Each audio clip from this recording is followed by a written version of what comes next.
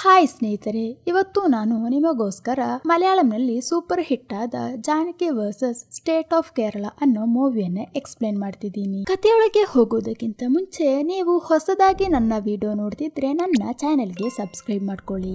ಹಾಗೆ ವಿಡಿಯೋ ಇಷ್ಟವಾದರೆ ಒಂದು ಲೈಕ್ ಮಾಡಿ ಸಪೋರ್ಟ್ ಮಾಡಿ. ಅಂಕುಡೊಂಕು ಬಾವಿ ಎತ್ತ ನೋಡಿದರೂ ಸಹ ನೀರಿಲ್ಲ. ಈ ಒಗಟಿಗೆ ಉತ್ತರ ಗೊತ್ತಿರುವವರು ಕಮೆಂಟ್ ಮಾಡಿ. ಬನ್ನಿ ಕಥೆಯೊಳಗೆ ಹೋಗೋಣ. ಈ ಕಥೆಯ ಪ್ರಾರಂಭದಲ್ಲಿ ಕೇರಳ ಸ್ಟೇಟ್ ನಲ್ಲಿ ಅತಿ ದೊಡ್ಡ ಲಾಯರ್ ಯಾವಾಗ ನೋಡಿದರೂ ಸಹ ನ್ಯಾಯದ ಕಡೆನೆ ನಿಲ್ಲುವವರು. ಯಾವುದೇ ರೀತಿಯ ಪವರ್ಗೂ ಸಹ ಹೆದರದೆ ನ್ಯಾಯಕ್ಕೋಸ್ಕರ ಎಷ್ಟು ಬೇಕಾದರೂ ಹೋರಾಡ್ತಾರೆ. ಇವರೇ ನಮ್ಮ ಮೂವಿಯ ಹೀರೋ. ಇವರ ಹೆಸರು ಡೇವಿಡ್ ಅಂತ. ಇವಾಗ ಇವರು ಆ ಸ್ಟೇಟ್ ನಲ್ಲಿ ಅತಿ ದೊಡ್ಡ ಸೆನ್ಸಿಟಿವ್ ಆಗಿರುವ ಕೇಸ್ ಅನ್ನ ಹ್ಯಾಂಡಲ್ ಮಾಡ್ತಾ ಇರ್ತಾರೆ. ಅದೇನು ಕೇಸ್ ಅಂದ್ರೆ ಚರ್ಚ್ ನಲ್ಲಿ ಫ್ರಾನ್ಸಿಸ್ ಅನ್ನೋ ಒಬ್ಬ ವ್ಯಕ್ತಿ ಕನ್ಯಾ ಸ್ತ್ರೀಗಳ ಜೊತೆ ತಪ್ಪಾಗಿ ನಡ್ಕೊಂಡಿರ್ತಾನೆ. ಈ ಕೇಸ್ ನಮ್ ಹೀರೋ ಕೈಯಲ್ಲಿ ಬಂದ ತಕ್ಷಣ ತಪ್ಪು ಮಾಡಿದ ಫ್ರಾನ್ಸಿಸ್ಗೆ ಹೇಗಾದರೂ ದಂಡನೆ ಕೊಡಿಸ್ಬೇಕು ಅಂತ ಹೋರಾಡ್ತಾ ಇರ್ತಾರೆ. ಆದರೆ ನಮ್ಮ ಹೀರೋ ಹತ್ತಿರ ಚರ್ಚ್ ನಲ್ಲಿರುವ ದೊಡ್ಡ ದೊಡ್ಡ ಬಿಷಪ್ ಅವರೆಲ್ಲರೂ ಬಂದು ಈ ಕೇಸನ್ನ ಹೇಗಾದರೂ ಬಿಟ್ಟು ಬಿಡಿ, ಇಲ್ಲ ಅಂದ್ರೆ ನಿಮಗೆ ಒಂದು ಗತಿ ಕಾಣಿಸ್ತೀವಿ ಅಂತ ಎಲ್ಲ ಅವ್ರನ್ನ ಹೆದರಿಸ್ತಾ ಇರ್ತಾರೆ. ಆದ್ರೆ ನಮ್ಮ ಹೀರೋ ನೋಡಿದ್ರೆ ನಿಮ್ ಚರ್ಚ್ ನಿಂದ ಯಾರೇ ಬಂದ್ರು ಸಹ ಅಥವಾ ಊರಿನಿಂದ ಕಲೆಕ್ಟರ್ MLA ಆ ತರ ಎಷ್ಟೇ ಪವರ್ ಇರುವ ವ್ಯಕ್ತಿಗಳು ಬಂದ್ರು ಸಹ ಈ ಕೇಸನ್ನ ನಾನು ಬಿಡುವುದಿಲ್ಲ. ಆ ಫ್ರಾನ್ಸಿಸ್ಗಂತೂ ದಂಡನೆ ಕೊಡಿಸದೆ ನಾನಂತೂ ಸುಮ್ಮನೆ ಆಗುವುದಿಲ್ಲ ಅಂತ ಡೇವಿಡ್ ಅವರು ಚರ್ಚ್ ನ ಫಾದರ್ ಅವರನ್ನ ಬೈದು ಕಳಿಸ್ತಾರೆ. ಅಲ್ಲಿಂದ ಕಟ್ ಮಾಡಿದ್ರೆ ಈ ಕೇಸ್ ತುಂಬಾ ಸೆನ್ಸಿಟಿವ್ ಆಗಿರೋ ಕಾರಣ ಕೇಸ್ನ ಡೀಟೇಲ್ಸ್ ಗಳನ್ನ ಕಲೆಕ್ಟ್ ಮಾಡೋಕೆ ಅಂತ ಹೀರೋ ಪೊಲೀಸ್ ಸ್ಟೇಷನ್ಗೆ ಹೋಗ್ತಾರೆ. ಸ್ಟೇಷನ್ ನ ಹೊರಗಡೆ ನೋಡಿದ್ರೆ ಒಂದು ದೊಡ್ಡ ಜನರ ಗುಂಪು ಹೀರೋ ಎದುರಾಗಿ ಸಮರ ನಡೆಸ್ತಾ ಇರ್ತಾರೆ. ಕಾರಣ ಏನಂದ್ರೆ ಹೀರೋ ತಗೊಂಡಿರುವ ಆ ಸೆನ್ಸಿಟಿವ್ ಆಗಿರೋ ಕೇಸ್ ಅದನ್ನ ನಮ್ಮ ಹೀರೋ ಬಿಡ್ಬೇಕು ಅಂತ ಒಂದು ದೊಡ್ಡ ಗುಂಪೆ ಹೀರೋನ ವಿರುದ್ಧವಾಗಿ ನಿಲ್ತಾರೆ. ಅಲ್ಲಿರುವ ಪೊಲೀಸರಿಗೂ ಸಹ ಆ ಜನರನ್ನ ಕಂಟ್ರೋಲ್ ಮಾಡಕ್ಕೆ ಆಗುತ್ತಿಲ್ಲ. ಹಾಗಿರುವಾಗ ಒಂದು ವಯಸ್ಸಾದ ವ್ಯಕ್ತಿ ತನ್ನ ಮಗಳನ್ನ ಯಾರೋ ಅತ್ಯಾಚಾರ ಮಾಡಿದರು ಅಂತ ಈ ಸಮರ ನಡೆಯುತ್ತಿರುವ ಸ್ಟೇಷನ್ಗೆ ಅಂತಾನೆ ಬರ್ತಾರೆ. ಅಲ್ಲಿಗೆ ಹೀರೋ ಬರುವಷ್ಟರಲ್ಲಿ ಪೊಲೀಸ್ ಅವ್ರ ಕೈಯಲ್ಲಿ ಅವ್ರನ್ನ ಕಂಟ್ರೋಲ್ ಮಾಡಕ್ಕೆ ಆಗದೆ ದೊಡ್ಡ ಗಲಾಟೆನೆ ನಡೆಯುತ್ತಾ ಇರುತ್ತದೆ. ಅದರಲ್ಲಿ ತನ್ನ ಮಗಳಿಗೋಸ್ಕರ ಕೇಸ್ ಕೊಡಕ್ಕೆ ಬಂದ ಆ ವಯಸ್ಸಾದ ವ್ಯಕ್ತಿ ಒಂದು ಕಾನ್ಸ್ಟೇಬಲ್ ನ ಕಾಲ್ ತಡೆದು ಬಿದ್ದು ಆ ಜನಗಳು ಮೆಟ್ಟಿ ಅವರ ಪ್ರಜ್ಞೆ ಹೋಗುತ್ತದೆ. ಹಾಗೆ ಅವ್ರನ್ನ ಕರ್ಕೊಂಡು ಹಾಸ್ಪಿಟಲ್ಗೆ ಹೋಗ್ತಾರೆ. ಆ ವಯಸ್ಸಾದ ವ್ಯಕ್ತಿ ಆ ಗುಂಪಿನಲ್ಲಿ ಬಿದ್ದು ತೀರಿ ಹೋಗಿದ್ದಾರೆ ಅಂತ ಡಾಕ್ಟರ್ಸ್ ಹೇಳ್ತಾರೆ. ಈ ನ್ಯೂಸ್ ನೋಡಿದ್ರೆ ತುಂಬಾನೇ ವೈರಲ್ ಆಗುತ್ತದೆ. ಈ ತರ ಸ್ಟೇಷನ್ ಮುಂದ್ಗಡೆ ಜನರು ಸಮರ ನಡೆಸಿ ಒಂದು ವಯಸ್ಸಾದ ವ್ಯಕ್ತಿಯನ್ನು ಮೆಟ್ಟಿ ಕೊಲ್ಲುವುದಕ್ಕೆ ಕಾರಣ ಆ ಡೇವಿಡ್. ಯಾಕಂದ್ರೆ ಅವ್ರ ಕಾರಣನೇ ಅಲ್ಲಿ ಸಮರ ನಡೆಸ್ತಿದ್ದು. ಆದ್ರಿಂದ ಒಂದು ಪಾಪ ವ್ಯಕ್ತಿ ತನ್ನ ಜೀವನವನ್ನು ಕಳೆದುಕೊಂಡ ಅಂತ ಎಲ್ಲಾ ಕಡೆನೂ ಡೇವಿಡ್ ಅವರ ವಿರುದ್ಧವಾಗಿ ನ್ಯೂಸ್ಗಳು ಹರಡುತ್ತವೆ. ಇದಕ್ಕೆಲ್ಲ ಕಾರಣ ಏನಂದ್ರೆ ಹೀರೋ ತಗೊಂಡಿರುವ ಆ ಸೆನ್ಸಿಟಿವ್ ಆಗಿರುವ ಕೇಸ್. ಹೀರೋ ಅದನ್ನ ಬಿಡ್ಬೇಕು ಅಂತಾನೆ ಆ ಸಮರದ ನಡುವೆ ತೀರಿಕೊಂಡ ವ್ಯಕ್ತಿಯ ಸಾವನ್ನ ಹೀರೋ ತಲೆ ಮೇಲೆ ಹಾಕಿ ಅದನ್ನ ಡೈವರ್ಟ್ ಮಾಡ್ಬೇಕು ಅಂತ ಪ್ರಯತ್ನ ಪಡ್ತಿದ್ದಾರೆ. ಹಾಗಿರುವಾಗ ತನ್ನ ಅಪ್ಪನಿಗೆ ಏನಾಯ್ತು ಅಂತ ತಿಳಿಯದೆ ಅವರ ಮಗಳು ವಿಚಾರಿಸುವುದಕ್ಕೆ ಅಂತ ಸ್ಟೇಷನ್ಗೆ ಬರ್ತಾಳೆ. ಇವರೇ ನಮ್ಮ ಮೂವಿಯ ಹೀರೋಯಿನ್. ಇವರ ಹೆಸರು ಜಾನಕಿ. ಸ್ಟೇಷನ್ಗೆ ಬಂದು ತನ್ನ ಅಪ್ಪನಿಗೆ ಏನಾಯ್ತು ಅಂತ ಕೇಳುವಷ್ಟರಲ್ಲಿ ಅಲ್ಲಿ ನ್ಯೂಸ್ ಪ್ಲೇ ಆಗ್ತಾ ಇರುತ್ತದೆ. ಸ್ಟೇಷನ್ ನ ಮುಂದುಗಡೆ ನಡೆದ ಸಮರದಲ್ಲಿ ಒಬ್ಬ ವಯಸ್ಸಾದ ವ್ಯಕ್ತಿ ಸಿಕ್ಕಾಕೊಂಡು ತೀರಿ ಹೋದರು. ಅದರಲ್ಲಿ ಹೀರೋಯಿನ್ದು ಅಪ್ಪನ ಫೋಟೋ ಬರ್ತಿರೋದನ್ನ ನೋಡಿ ಹೀರೋಯಿನ್ ಅಲ್ಲೇ ಪ್ರಜ್ಞೆ ತಪ್ಪಿ ಬೀಳ್ತಾಳೆ. ಅಲ್ಲಿಂದ ಕಟ್ ಮಾಡಿದ್ರೆ ಹೀರೋಯಿನ್ ಇವಾಗ ಹಾಸ್ಪಿಟಲ್ ನಲ್ಲಿ ಇರ್ತಾಳೆ. ಇವಳನ್ನ ಚೆಕ್ ಮಾಡಿದ ಡಾಕ್ಟರ್ಸ್ ಇವಳ ಮೈಯಲ್ಲಿರುವ ಗಾಯಗಳು ನೋಡಿದ್ರೆ ಯಾರೋ ಇವಳನ್ನ ಅತ್ಯಾಚಾರ ಮಾಡಿದ ತರ ಕಾಣಿಸ್ತಿದೆ. ಅದಕ್ಕೆ ಕೇಸ್ ಕೊಡಕ್ಕೆ ಅಂತಾನೆ ಮೋಸ್ಟ್ಲಿ ಅವಳ ಅಪ್ಪ ಸ್ಟೇಷನ್ಗೆ ಬಂದಿರಬಹುದು. ಆದರೆ ಅವರು ಆ ಸಮರದ ನಡುವೆ ಸಿಕ್ಕಾಕೊಂಡು ತೀರಿ ಹೋದರು. ಇವಾಗ ಹಾಸ್ಪಿಟಲ್ ನಲ್ಲಿ ಹೀರೋಯಿನ್ ಕೂಡ ಒಂಥರ ಮೆಂಟಲಿ ಡಿಸ್ಟರ್ಬ್ ಆದ ತರ ಕಾಣಿಸ್ತಾರೆ. ಯಾಕಂದ್ರೆ 2 ದಿನಗಳ ಮುಂಚೆನೆ ಹೀರೋಯಿನ್ಗೆ ಈ ತರ ಆಗಿರುತ್ತದೆ. ಅದರ ನಡುವೆ ಅವರ ಅಪ್ಪ ಕೂಡ ಇವಾಗ ತೀರಿ ಹೋಗ್ತಾರೆ. ಇದೆಲ್ಲ ಸಹಿಸಕ್ಕೆ ನಮ್ಮ ಹೀರೋಯಿನ್ಗೆ ಆಗುವುದಿಲ್ಲ. ಅದೇ ತರ ಹೀರೋಯಿನ್ದು ಅಪ್ಪ ಒಂದು ಕಾನ್ಸ್ಟೇಬಲ್ದು ಕಾಲು ತಾಗಿತಾನೆ ಬಿದ್ದಿರೋದು. ಅವ್ರನ್ನ ಸಹ ಕರೆದು ಅವರನ್ನ ತಾತ್ಕಾಲಿಕವಾಗಿ ಸಸ್ಪೆಂಡ್ ಮಾಡ್ತಾರೆ. ಪಾಪ ಆ ಕಾನ್ಸ್ಟೇಬಲ್ ತನ್ನಿಂದಾಗಿ ಒಬ್ಬ ವ್ಯಕ್ತಿಯ ಪ್ರಾಣ ಹೋಯ್ತು ಅಂತ ತುಂಬಾನೇ ಪಶ್ಚಾತ್ತಾಪ ಪಡ್ತಾರೆ. ಸದ್ಯಕ್ಕೆ ನಮ್ಮ ಹೀರೋಗೆ ಅವರು ತಗೊಂಡಿರುವ ಸೆನ್ಸಿಟಿವ್ ಕೇಸನ್ನ ಲೀಡ್ ಮಾಡೋದಕ್ಕೆ ಆಗುವುದಿಲ್ಲ. ಕಾರಣ ಏನಂದ್ರೆ ಅವರು ಬಂದ ಕಾರಣನೇ ಸ್ಟೇಷನ್ ಅಲ್ಲಿ ಆ ವಯಸ್ಸಾದ ವ್ಯಕ್ತಿ ತನ್ನ ಪ್ರಾಣವನ್ನು ಕಳೆದುಕೊಂಡಿರೋದು ಅಂತ ಅಪರಾಧವನ್ನ ಹೇಳಿದಾರಲ್ವಾ. ಅಲ್ಲಿಂದ ಕಟ್ ಮಾಡಿದ್ರೆ ಪೊಲೀಸ್ ಅವರು ಹೀರೋಯಿನ್ ಮತ್ತು ಹೀರೋಯಿನ್ ಫ್ರೆಂಡ್ಸ್ ಜೊತೆ ಕ್ವೆಶ್ಚನ್ ಮಾಡ್ತಾ ಇರ್ತಾರೆ. ಏನಾಯ್ತು ನಿಮಗೆ ಅಂತ ವಿಚಾರಿಸಿದಾಗಲೇ ಇವರು ಹಲವಾರು ವಿಷಯಗಳನ್ನ ಹೇಳ್ತಾರೆ. ಹೀರೋಯಿನ್ ಮತ್ತು ಅವರ ಇಬ್ಬರು ಫ್ರೆಂಡ್ಸ್ ಕೊಯಂಬತ್ತೂರ್ನಲ್ಲಿ ಒಟ್ಟಿಗೆ ಕಾಲೇಜ್ ಕಲ್ತಿರ್ತಾರೆ. ಕಲ್ತು ಮುಗಿಸಿದ ನಂತರ ಬ್ಯಾಂಗ್ಳೂರ್ನಲ್ಲಿರುವ ಒಂದು IT ಕಂಪನಿಯಲ್ಲಿ ಕೆಲಸ ಮಾಡ್ತಾ ಇರ್ತಾರೆ. ಬ್ಯಾಂಗ್ಳೂರಿಗೆ ಹೋದ ತಕ್ಷಣ ಆ ಊರಿನ ಕಲ್ಚರ್ಗೆ ಇವರು ತಕ್ಷಣ ಅಡಾಪ್ಟ್ ಆಗಿ ಹೋಗ್ತಾರೆ. ನೈಟ್ ಪಾರ್ಟಿ, ಪಬ್ಗೆ ಹೋಗೋದು, ಹಾಗೆ ಎಲ್ಲಾ ಬಾಯ್ಸ್ ಜೊತೆ ಮಾತಾಡೋದು. ಅದರಲ್ಲೂ ನಮ್ ಹೀರೋಯಿನ್ಗೆ ತಾನು ವರ್ಕ್ ಮಾಡ್ತಿರೋ ಕಂಪನಿಯಲ್ಲಿದ್ದ ಒಂದು ಹುಡುಗನ್ ಜೊತೆ ಒಳ್ಳೆ ಫ್ರೆಂಡ್ಶಿಪ್ ಇರುತ್ತದೆ. ಫ್ರೆಂಡ್ಶಿಪ್ ನಿಂದ ಅವರು ಲವ್ ಮಾಡಕ್ಕೆ ಶುರು ಮಾಡಿರ್ತಾರೆ. ಹಾಗೆ ಎಲ್ಲವೂ ಒಳ್ಳೆ ರೀತಿಯಲ್ಲಿ ಹೋಗುತ್ತಾ ಇರುತ್ತದೆ. ಹಾಗೆ ಇವರು 3 ಜನ ಫ್ರೆಂಡ್ಸ್ ಕೇರಳ ಊರಿಗೆ ಅಂತ ಬಂದಿರ್ತಾರೆ. ಆ ಬಂದ ರಾತ್ರಿ 9 ಗಂಟೆಗೆ ಹೀರೋಯಿನ್ ತನ್ನ ಊರಿನಲ್ಲಿರುವ ಒಂದು ಬೇಕರಿಗೆ ಜ್ಯೂಸ್ ಕುಡಿಯಕ್ಕೆ ಅಂತ ಹೋಗಿರ್ತಾಳೆ. ಅವರು ಆರ್ಡರ್ ಮಾಡಿರುವ ಜ್ಯೂಸ್ ನಲ್ಲಿ ಶುಗರ್ ಇಲ್ಲ ಅಂತ ಹೀರೋಯಿನ್ ಹೋಗಿ ದೋಣಿ ಮತ್ತು ಥಾಮಸ್ ಎನ್ನುವವರ ಜೊತೆ ಹೇಳಿದಾಗ ಅವರು ಹೀರೋಯಿನ್ ಕುಡಿದ ಜ್ಯೂಸ್ ಅನ್ನ ಕುಡಿದು ನೋಡಿ ಶುಗರ್ ಎಲ್ಲ ಹಾಕಿದೀವಲ್ವಾ, ತುಂಬಾ ಚೆನ್ನಾಗಿದೆ ಅಂತ ಹೀರೋನ ನೋಡಿ ಒಂಥರ ಕೆಟ್ಟದಾಗಿ ಮಾತಾಡಿರ್ತಾರೆ. ಈ ಅಂಗಡಿಯವರಲ್ಲದೆ ಅಂಗಡಿಯ ಹೊರಗೆ ಇರುವ ಬೇರೆ 4-5 ಹುಡುಗರು ಈ 3 ಜನರನ್ನ ಒಂಥರ ನೋಡಿರ್ತಾರೆ. ಇದಾದ್ಮೇಲೂ ನಾವು ಇಲ್ಲಿ ಇರೋದು ಬೇಡ ಅಂತ ಹೇಳಿ ಹೀರೋಯಿನ್ ಮತ್ತು ಅವರ ಫ್ರೆಂಡ್ಸ್ ಅಲ್ಲಿಂದ ಹೊರಡ್ತಾರೆ. ಈ ತರಲ್ಲ ಅವತ್ತು ರಾತ್ರಿ ನಡೆಯಿತು ಅಂತ ಹೀರೋಯಿನ್ ಮತ್ತು ಫ್ರೆಂಡ್ಸ್ ಪೊಲೀಸ್ ಅವ್ರ ಜೊತೆ ಹೇಳಿದಾಗ ಅವರು ಹೋಗಿ ಥಾಮಸ್ ಮತ್ತು ದೋಣಿಯನ್ನ ಸ್ಟೇಷನ್ಗೆ ಕರ್ಕೊಂಡು ಬಂದು ಅಲ್ಲಿ ಕೂರಿಸಿ ವಿಚಾರಿಸ್ತಾರೆ.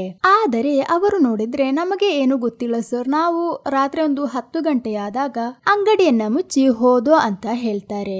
ಆದರೆ ಹೀರೋಯಿನ್ ಏನು ಹೇಳ್ತಿದ್ದಾಳೆ ಅಂದ್ರೆ ಅವರು 3 ಜನರು ಆ ಬೇಕರಿಂದ ಇಳಿದು ಬಿಟ್ಟು ಸ್ವಲ್ಪ ದೂರ ಹೋದ್ಮೇಲೆ ಅವಳ ಇಬ್ಬರು ಫ್ರೆಂಡ್ಸ್ ಅವರ ಊರಿಗೆ ಹೋಗೋದಕ್ಕೆ ಅಂತ ಬಸ್ ಹತ್ತಿರ್ತಾರೆ. ಆವಾಗ್ಲೇ ನಮ್ ಹೀರೋಯಿನ್ಗೆ ಒಂದು ವಿಷಯ ರಿಯಲೈಸ್ ಆಗುತ್ತದೆ. ಅವರ ಫೋನ್ ಅವರು ಬೇಕರಿನಲ್ಲೇ ಮರೆತು ಬಿಟ್ಟು ಬಂದಿರ್ತಾರೆ. ಹಾಗೆ ಆ ರಾತ್ರಿ ಹೀರೋಯಿನ್ ಒಬ್ಬಳೆ ಬೇಕರಿಗೆ ಫೋನ್ ತೆಗೆಯಕ್ಕೆ ಅಂತ ಹೋದಾಗ ಬೇಕರಿ ಅರ್ಧ ಮುಚ್ಚಿಬಿಟ್ಟು ಅಂಗಡಿಯೊಳಗೆ ಯಾರು ಸಹ ಇರೋದಿಲ್ಲ. ಅಂಗಡಿಯಲ್ಲಿರುವ ಟೇಬಲ್ ಮೇಲೆನೆ ಹೀರೋಯಿನ್ ತನ್ನ ಫೋನ್ ಅನ್ನ ಇಟ್ಟಿರ್ತಾರೆ. ಹಾಗೆ ಅವರು ಒಳಗಡೆ ಸೇರಿ ಫೋನ್ ತೆಗೆದು ಬಿಟ್ಟು ಹೊರಡೋಕೆ ಅಂತ ನೋಡುವಷ್ಟರಲ್ಲಿ ಹಿಂದ್ಗಡೆಯಿಂದ ಯಾರೋ ಬಂದು ಕರ್ಚಿಫ್ ನಲ್ಲಿ ಹೀರೋಯಿನ್ ಮುಖವನ್ನ ಮುಚ್ಚಿ ಅದಾದ್ಮೇಲೆ ನಮ್ ಹೀರೋಯಿನ್ ಅವರು ಅತ್ಯಾಚಾರ ಮಾಡಿಬಿಟ್ಟು ಒಳ್ಳೆ ಕಸ ಎಸೆಯೋ ತರ ಹೀರೋಯಿನ್ ಎತ್ಕೊಂಡು ಬಂದು ರೋಡ್ ನಲ್ಲಿ ಬಿಸಾಡಿರ್ತಾರೆ. ಹೀರೋಯಿನ್ಗೆ ಪ್ರಜ್ಞೆ ಬಂದು ಎದ್ದು ನೋಡಿದಾಗ ಮೈಯಲ್ಲೆಲ್ಲ ತುಂಬಾ ಗಾಯಗಳು ಆಗಿರುತ್ತವೆ. ಹಾಗೆ ಈ ತರ ಒಂದು ಹಿಂಸೆನ ಅನುಭವಿಸಿ ಅವಳು ಮನೆಗೆ ಬಂದಿರ್ತಾಳೆ. ಅವಳಿಗೆ ನಡೆದ ವಿಷಯಗಳನ್ನ ತನ್ನ ಅಪ್ಪನ ಜೊತೆ ಹೇಳಿದಾಗ ಅವರು ಮಾರನೇ ದಿನ ಕಂಪ್ಲೇಂಟ್ ಕೊಡಕ್ಕೆ ಅಂತ ಸ್ಟೇಷನ್ಗೆ ಬಂದು ಅಲ್ಲೇ ಪ್ರಾಣ ಬಿಟ್ಟಿರ್ತಾರೆ. ಹಾಗೆ ಹೀರೋಯಿನ್ ಹೇಳಿದ್ದನ್ನ ಇಟ್ಕೊಂಡು ಪೊಲೀಸ್ ಅವರು ಆ ಬೇಕರಿಗೆ ಹೋಗಿ ಚೆಕ್ ಮಾಡ್ತಾರೆ. ಅವಾಗ ಅವರಿಗೆ ಅಲ್ಲಿಂದ ಒಂದು ಕರ್ಚೀಫ್ ಸಿಗುತ್ತದೆ. ಆ ಕರ್ಚೀಫ್ ನಲ್ಲಿ ಕ್ಲೋರೋಫಾರ್ಮ್ ಇದ್ದಿರುತ್ತದೆ. ಹಾಗಾದರೆ ಈ ಅಂಗಡಿಯಲ್ಲೇ ಹೀರೋಯಿನ್ ಅತ್ಯಾಚಾರ ಮಾಡಿರಬಹುದು. ಅಂದ್ರೆ ಈ ಅಂಗಡಿಯಲ್ಲಿದ್ದ ಥಾಮಸ್ ಮತ್ತು ದೋಣಿಯ ಅತ್ಯಾಚಾರ ಮಾಡಿರಬಹುದು ಅಂತ ಅವ್ರನ್ನ ಸ್ಟೇಷನ್ಗೆ ಕರ್ಕೊಂಡು ಬಂದು ಕೂರಿಸಿ ವಿಚಾರಿಸ್ತಾರೆ. ಅದಾದ್ಮೇಲೆ ಮಾರನೇ ದಿನ ಅವ್ರನ್ನ ಕೋರ್ಟ್ ನಲ್ಲಿ ಹಾಜರಿ ಕೂಡ ಮಾಡ್ತಾರೆ.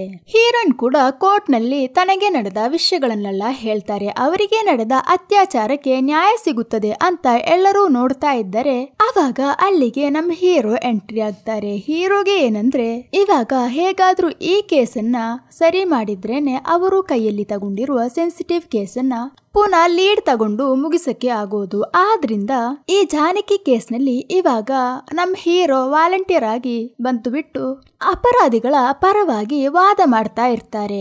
ಹೀರೋನ್ ಹೇಳ್ತಿರೋದು ಎಲ್ಲವೂ ಸುಳ್ಳು. ರಿಟರ್ನ್ ಫೋನ್ ತೆಗಿಯಕ್ಕೆ ಅಂತ ಅವರು ಬಂದೇ ಇಲ್ಲ. ಆ ತರ ಬಂದಿದ್ರೆ CCTVಯಲ್ಲಿ ಅವರ ಫೋಟೇಜಸ್ ಇರಬೇಕಾಗಿತ್ತು. ಆದರೆ ಅವರು ರಿಟರ್ನ್ ಬಂದಿರೋ ಫೋಟೇಜಸ್ ಅದರಲ್ಲಿ ಇಲ್ಲ ಅಂತ ಹೇಳಿ ಆ ಅಂಗಡಿಯ CCTV ಫೋಟೇಜ್ ಗಳನ್ನ ಹೀರೋ ಪ್ರೂಫ್ ಆಗಿ ಸಬ್ಮಿಟ್ ಮಾಡ್ತಾರೆ. ಜಡ್ಜ್ ಅವರು ಕೂಡ ಆ ಫೋಟೇಜ್ ಗಳನ್ನ ಚೆಕ್ ಮಾಡಿದಾಗ 9:30 ಸಮಯದಲ್ಲಿ ಹೀರೋಯಿನ್ ಮತ್ತು ಅವರ ಫ್ರೆಂಡ್ಸ್ ಬೇಕರಿಗೆ ಬಂದು ಮರಳಿ ಹೋಗಿರ್ತಾರೆ. ಅದಾದ್ಮೇಲೆ ಒಂದು 10 ಗಂಟೆ ಆದಾಗ ಇವರು ಸಹ ಅಂಗಡಿಯನ್ನ ಮುಚ್ಚಿರ್ತಾರೆ. ಅದಾದ್ಮೇಲೆ ಯಾರೋ ಒಬ್ಬ ಬಂದು ಒಂದು ಮದ್ಯದ ಬಾಟಲ್ ಅನ್ನ ಒಳಗಡೆ ಹಾಕಿಬಿಟ್ಟು ಶಟರ್ನ ಅರ್ಧ ಮುಚ್ಚಿಡ್ತಾರೆ. ಅದಾದ್ಮೇಲೆ ಅಲ್ಲಿಗೆ ಯಾರು ಸಹ ಬಂದಿರೋದಿಲ್ಲ. ಆದ್ರಿಂದ ಹೀರೋಯಿನ್ ವಾಪಸ್ ತನ್ನ ಫೋನ್ ತೆಗೆಕ್ಕೆ ಬಂದಿದ್ದಾರೆ ಅಂತ ಹೇಳ್ತಿರೋದು ಬರೀ ಸುಳ್ಳು. ಅವರು ಫೇಕ್ ಆಗಿ ಕಂಪ್ಲೇಂಟ್ ಅನ್ನ ಕೊಟ್ಟಿದ್ದಾರೆ. ಇದಕ್ಕೆ ಕಾರಣ ಏನು ಅಂತ ಕೂಡ ನಮ್ ಹೀರೋ ಇಲ್ಲಿ ರಿವೀಲ್ ಮಾಡ್ತಾರೆ. ಏನಂದ್ರೆ ಹೀರೋಯಿನ್ ಬ್ಯಾಂಗ್ಳೂರಿಗೆ ಹೋಗಿ ಆ ಹುಡುಗನ ಜೊತೆ ರಿಲೇಶನ್ಶಿಪ್ ಇಟ್ಕೊಂಡಿರ್ತಾರಲ್ವಾ, ಹಾಗೆ ಇವರು ಪ್ರೆಗ್ನೆಂಟ್ ಆಗಿರ್ತಾರೆ. ಆ ಪ್ರೆಗ್ನೆನ್ಸಿಯನ್ನ ಅಬೋರ್ಷನ್ ಮಾಡಕ್ಕಿರುವ ಮೆಡಿಸಿನ್ಸ್ ಗಳನ್ನ ಗೂಗಲ್ ನಲ್ಲಿ ಸರ್ಚ್ ಮಾಡಿರ್ತಾರೆ. ಆ ಪ್ರೂಫ್ ಗಳನ್ನು ಸಹ ನಮ್ ಹೀರೋ ತೋರಿಸ್ತಾರೆ. ಅದು ಅಲ್ಲದೆ ಇಲ್ಲಿ ಬಂದ್ಬಿಟ್ಟು ಡಾಕ್ಟರ್ ಗ್ರೇಸಿ ಅನ್ನುವವರ ಹತ್ತಿರ ಹೋಗಿ ಅಬೋರ್ಷನ್ ಮಾಡಕ್ಕೆ ಅಂತ ಟ್ರೈ ಮಾಡಿರ್ತಾರೆ. ಸೊ ಇದನ್ನೆಲ್ಲ ಇಟ್ಟು ನೋಡುವಾಗ ಇವಳು ರಿಲೇಶನ್ಶಿಪ್ ನಲ್ಲಿ ಇದ್ದು ಬಿಟ್ಟು ಪ್ರೆಗ್ನೆಂಟ್ ಆಗಿ ಇವಳ ಅಪ್ಪನ ಜೊತೆ ಈ ವಿಷಯವನ್ನ ಹೇಳಕ್ಕೆ ಹೆದರಿ ತನಗೆ ಈ ತರ ಒಂದು ಅತ್ಯಾಚಾರವಾಗಿದೆ ಅಂತ ಸುಮ್ಮನೆ ಕಥೆಯನ್ನ ಕಟ್ಟಿದ್ದಾರೆ. ಅವರು ಹೇಳ್ತಿರೋ ತರ ಯಾರು ಸಹ ಅವಳನ್ನ ಅತ್ಯಾಚಾರ ಮಾಡ್ಲಿಲ್ಲ. ಹಾಗಾದರೆ ಡಾಕ್ಟರ್ಸ್ ಹೀರೋಯಿನ್ ನ ಚೆಕ್ ಮಾಡಿಬಿಟ್ಟು ಮೈಯಲ್ಲೆಲ್ಲ ತುಂಬಾ ಗಾಯಗಳಿವೆ ಅಂತ ಹೇಳಿದ್ರಲ್ವಾ, ಇದಕ್ಕೇನು ಕಾರಣ ಅಂತ ಜಡ್ಜ್ ಅವರು ಕೇಳಿದಾಗ ಅದಕ್ಕೆ ಹೀರೋ ಹೇಳ್ತಾರೆ, ಹೀರೋಯಿನ್ ಬ್ಯಾಂಗ್ಳೂರಿಗೆ ಹೋಗಿದ್ದಲ್ಲಿಂದ ಮದ್ಯಪಾನ, ಡ್ರಗ್ಸ್ ಇದೆಲ್ಲ ಉಪಯೋಗಿಸಿಬಿಟ್ಟು ಅದಕ್ಕೆ ತುಂಬಾನೇ ಅಡಿಕ್ಟೆಡ್ ಆಗಿರ್ತಾರೆ. ಇದು ಕಾರಣ ಹೊರತು ಇವರು ಹೇಳುವ ರೀತಿ ಇವರನ್ನು ಯಾರೂ ಸಹ ಅತ್ಯಾಚಾರ ಮಾಡಲಿಲ್ಲ. ಇವರ ಪ್ರೆಗ್ನೆನ್ಸಿಯನ್ನ ಮುಚ್ಚಿಡಕ್ಕೋಸ್ಕರ ಇವರು ಈ ತರ ಒಂದು ನಾಟಕವನ್ನ ಆಡ್ತಿದ್ದಾರೆ. ಆದ್ರಿಂದ ಈ ಕೇಸನ್ನ ದಯವಿಟ್ಟು ಡಿಸ್ಮಿಸ್ ಮಾಡಿ ಅಂತ ಹೀರೋ ಹೇಳ್ತಿರುವಾಗ, ಇಲ್ಲ ಇವರು ಹೇಳ್ತಿರೋದು ಬರೀ ಸುಳ್ಳು ಹಾಗಂತ ಹೇಳ್ತಾ ನಮ್ ಹೀರೋಯಿನ್ ಅಲ್ಲೇ ಪ್ರಜ್ಞೆ ತಪ್ಪಿ ಪುನಃ ಬಿದ್ದೋಗ್ತಾಳೆ. ಅದಾದ್ಮೇಲೆ ಕೋರ್ಟ್ ಅವರು ಹೀರೋಯಿನ್ ಕೇಸನ್ನ ಡಿಸ್ಮಿಸ್ ಮಾಡ್ತಾರೆ. ನಂತರ ಹೀರೋ ಕೂಡ ಅವರ ಸೆನ್ಸಿಟಿವ್ ಕೇಸಿಗೆ ಅಂತ ಹೋಗ್ತಾರೆ. ಇನ್ನೊಂದ್ ಕಡೆ ಹೀರೋಯಿನ್ ಡೀಪ್ ಆಗಿ ಡಿಪ್ರೆಷನ್ ಒಳಗಡೆ ಹೋಗಿಬಿಡ್ತಾರೆ. ಪಾಪ ಪ್ರೆಗ್ನೆಂಟ್ ಸಹ ಆಗಿರ್ತಾರೆ. ಇವರ ಲೈಫ್ ಈ ತರ ತಲೆ ಕೆಳಗಾಗುವ ತರ ಯಾರು ಮಾಡಿದ್ವು ಅಂತ ಯಾರು ಕೇಳೋದು ಇಲ್ಲ, ಇವರಿಗೆ ಯಾರು ನ್ಯಾಯ ಕೊಡಿಸೋದು ಸಹ ಇಲ್ಲ.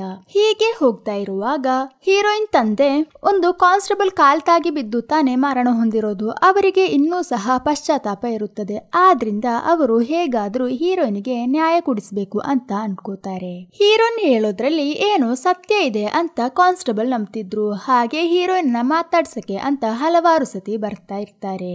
ಆದರೆ ಹೀರೋ ನೋಡಿದ್ರೆ ಇವ್ರ ಜೊತೆ ಮಾತಾಡೋದಿಲ್ಲ. ಯಾಕಂದ್ರೆ ತನ್ನ ಅಪ್ಪನ ಸಾವಿಗೆ ಕಾರಣವಾದವನ ಜೊತೆ ನಾನು ಮಾತಾಡೋದಿಲ್ಲ ಅಂತ ಹೀರೋಯಿನ್ ಹಠ ಇಟ್ಕೊಂಡು ಕೂತಿರ್ತಾರೆ. ಒಂದು ಸಮಯದ ನಂತರ ಈ ಕಾನ್ಸ್ಟೇಬಲ್ ಹೀರೋಯಿನ್ ಜೊತೆ ಬರೀ ಸಾರಿ ಕೇಳಕ್ಕೆ ಬರ್ತಿಲ್ಲ, ಬೇರೆ ಏನೋ ವಿಷಯವನ್ನ ಹೇಳಕ್ಕೆ ಬರ್ತಿದ್ದಾರೆ. ಒಂದು ಸಾರಿ ಅವ್ರ ಜೊತೆ ಮಾತಾಡು ಅಂತ ಹೀರೋಯಿನ್ ಫ್ರೆಂಡ್ಸ್ ಅವರೆಲ್ಲರೂ ಸೇರಿ ಹೇಳಿದಾಗ ಸರಿ ಆಯ್ತು ಅಂತ ಆ ಕಾನ್ಸ್ಟೇಬಲ್ ನ ಹೀರೋಯಿನ್ ಮೀಟ್ ಮಾಡಿ ಮಾತಾಡ್ತಾರೆ.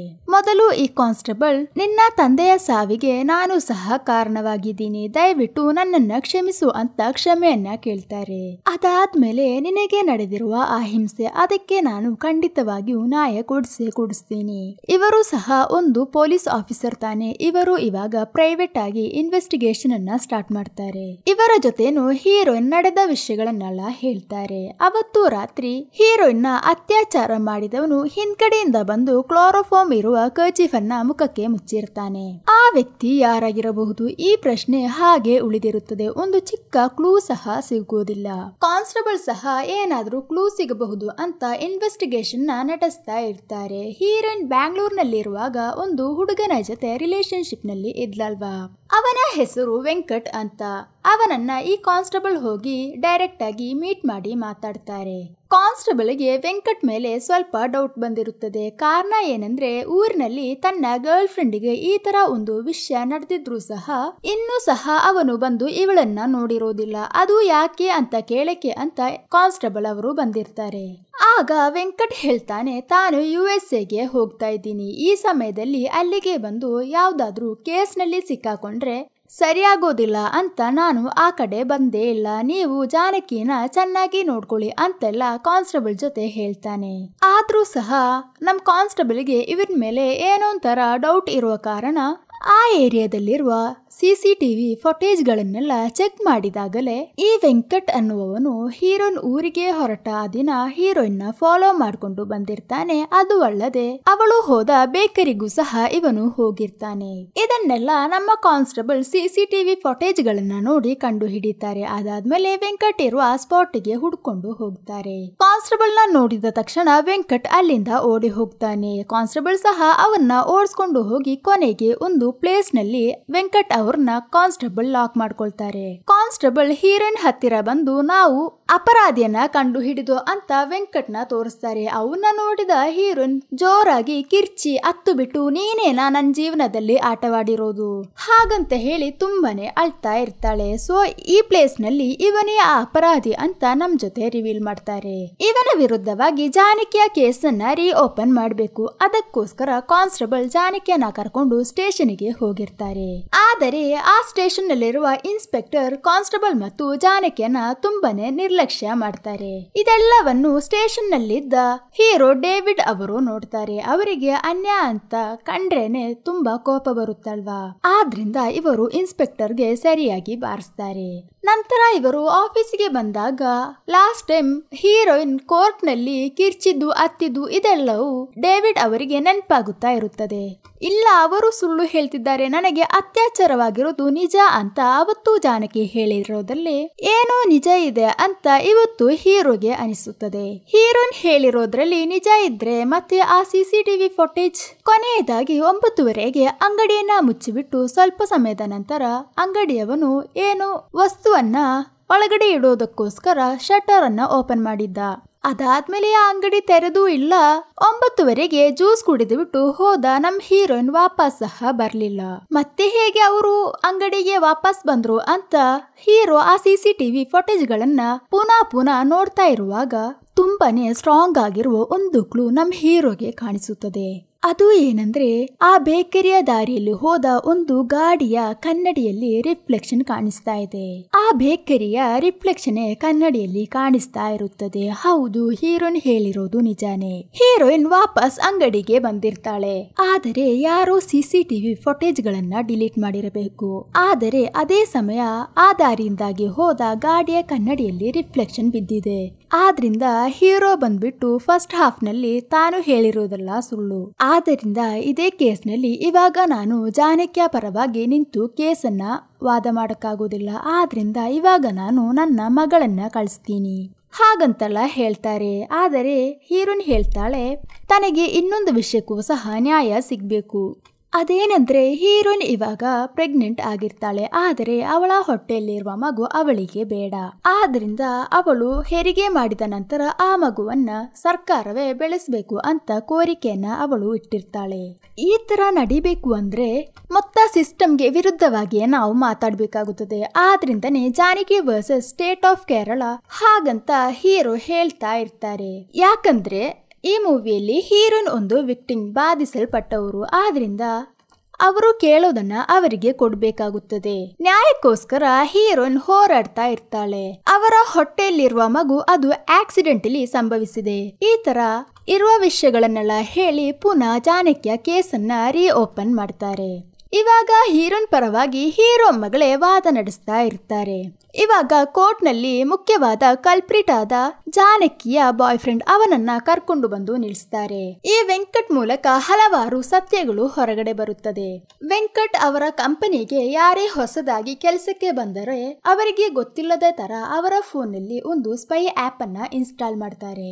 ಅದೇ ತರನೇ ನಮ್ ಹೀರೋಯಿನ್ ಮೊಬೈಲ್ ಹಾಗೂ ಅವರ ಫ್ರೆಂಡ್ಸ್ ಮೊಬೈಲ್ ನಲ್ಲಿ ಇವನು ಇನ್ಸ್ಟಾಲ್ ಮಾಡಿರ್ತಾನೆ.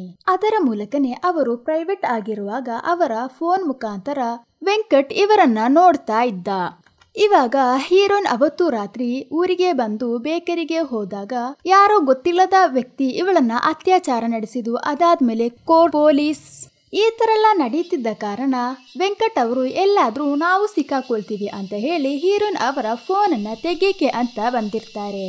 ಹಾಗೆ ಹೀರೋಯಿನ್ ಅವತ್ತು ರಾತ್ರಿ ತಾನು ಮರೆತಿದ್ದ ಫೋನ್ ನ ತೆಗೀಕೆ ಅಂತ ರಿಟರ್ನ್ ಬೇಕರಿಗೆ ಬಂದಾಗ ಆ ಫೋನ್ ಅಲ್ಲಿ ಟೇಬಲ್ ಮೇಲೆನೆ ಇತ್ತು. ಅದನ್ನ ತೆಗೆಕೆನೆ ಇವರು ಒಳಗಡೆ ಬಂದಿರ್ತಾರೆ.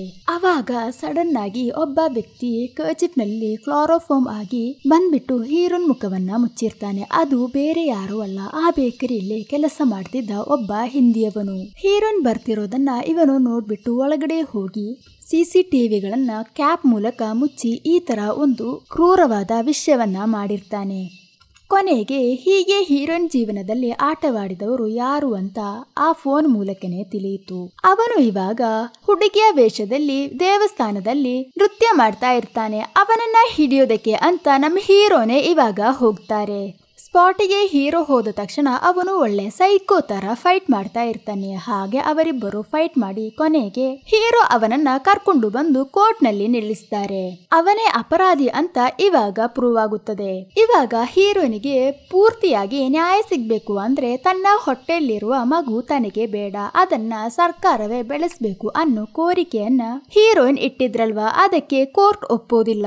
ಅವಾಗ ನಮ್ ಹೀರೋನಿಗೋಸ್ಕರ ತುಂಬಾನೇ ವಾದ ಮಾಡ್ತಾರೆ. ಒಂದು ಹುಡುಗಿ ತನ್ನ ಅನುಮತಿನೇ ಇಲ್ಲದೆ ತನ್ನ ಹೊಟ್ಟೆಯಲ್ಲಿ ಒಂದು ಮಗು ಬಂತು ಅಂತ ಹೇಳಿ ಕೊನೆಯವರೆಗೂ ಆ ಮಗುಗೋಸ್ಕರನೇ ಬದುಕಬೇಕು ಅಂತ ಯಾವುದೇ ರೀತಿಯ ರೂಲ್ಸ್ ಗಳು ಇಲ್ಲ. ಯಾವುದೊಂದು ಮೃಗದ ಬಿಹೇವಿಯರ್ ಇರುವ ಒಬ್ಬನಿಂದ ಈ ಹುಡುಗಿಗೆ ಈ ತರ ಒಂದು ಅವಸ್ಥೆ ಬಂದಿದೆ. ಆದ್ದರಿಂದ ಸರ್ಕಾರದವರೇ ಈ ಹುಡುಗಿಯ ಹೊಟ್ಟೆಯಲ್ಲಿ ಬೆಳೆತಿರುವ ಮಗುನ ಫುಲ್ ರೆಸ್ಪಾನ್ಸಿಬಿಲಿಟಿಯನ್ನ ತಗೋಬೇಕು ಹಾಗಂತ ಹೇಳಿ ನಮ್ ಹೀರೋ ತುಂಬಾನೇ ಸ್ಟ್ರಾಂಗ್ ಆಗಿ ವಾದ ಮಾಡ್ತಾರೆ. ಕೊನೆಗೆ ಕೋರ್ಟ್ ಅವರು ಸಹ ಇದಕ್ಕೆ ಒಪ್ತಾರೆ. ಕೊನೆಗೆ ನಮ್ ಹೀರೋಯಿನ್ಗೆ ನ್ಯಾಯ ಸಿಗುತ್ತದೆ. ಹಾಗೆ ಹೀರೋನ್ ಅಪ್ಪ ತನ್ನ ಕಾಲು ತಾಗಿ ಬಿದ್ದು ಪ್ರಾಣ ಕಳ್ಕೊಂಡ್ರು ಅಂತ ಪಶ್ಚಾತ್ತಾಪದಲ್ಲಿದ್ದ ಕಾನ್ಸ್ಟೇಬಲ್ ಇವಾಗ ಪಶ್ಚಾತ್ತಾಪದಿಂದ ಹೊರಗಡೆ ಬರ್ತಾರೆ. ಹಾಗೆ ಹೀರೋನ್ ಜೀವನದಲ್ಲಿ ಆಟವಾಡಿದ್ದ ವೆಂಕಟ್ ಮತ್ತು ಆ ಬೇಕರಿಯಲ್ಲಿ ಕೆಲಸ ಮಾಡಿದ್ದ ಹಿಂದಿ ಅವನಿಗೆ ಕೋರ್ಟ್ ಅವರು ದಂಡನೆಯನ್ನ ಕೊಡ್ತಾರೆ. ಹೀಗೆ ಎಲ್ಲಾ ಪ್ರಾಬ್ಲಮ್ ಸಾಲ್ವ್ ಆದ ನಂತರ ಈ JSK ಅನ್ನೋ ಮೂವಿಯನ್ನ ಮುಕ್ತಾಯಗೊಳಿಸ್ತಾರೆ. ನಿಮಗೆ ನನ್ನ ಎಕ್ಸ್ಪ್ಲನೇಷನ್ ಇಷ್ಟವಾಗಿದ್ದರೆ ವಿಡಿಯೋಗೆ ಒಂದು ಲೈಕ್ ಮಾಡಿ, ಹಾಗೆ ನನ್ನ ಚಾನೆಲ್ಗೆ ಸಬ್ಸ್ಕ್ರೈಬ್ ಮಾಡಿ ಸಪೋರ್ಟ್ ಮಾಡಿ. ಇನ್ನೂ ಒಂದು ಹೊಸ ಕಥೆಯಾಗಿ ನಾಳೆ ನೋಡುವ.